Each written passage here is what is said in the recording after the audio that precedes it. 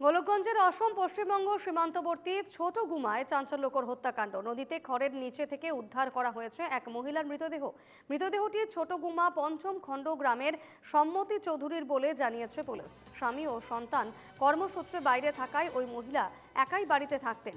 সকালে অনেক দেরি করে দরজা না খোলায় পাশের বাড়ির লোকজন ঘরে ঢুকে রক্ত দেখতে পান এবং সঙ্গে সঙ্গেই পুলিশে খবর দেওয়া হয়। মৃতদেহ উদ্ধার করে ময়নাতদন্তের জন্য পাঠিয়েছে পুলিশ।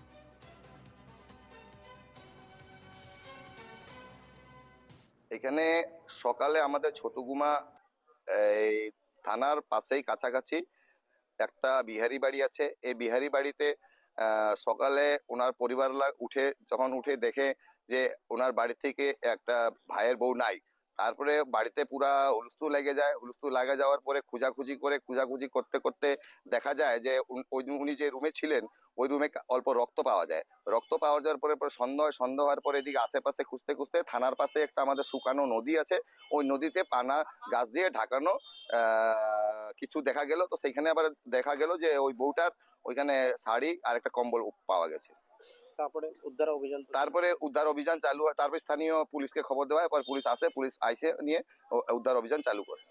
আচ্ছা, ওই সময় বাড়িতে কেউ ছিল না? যেটা শোনা গেল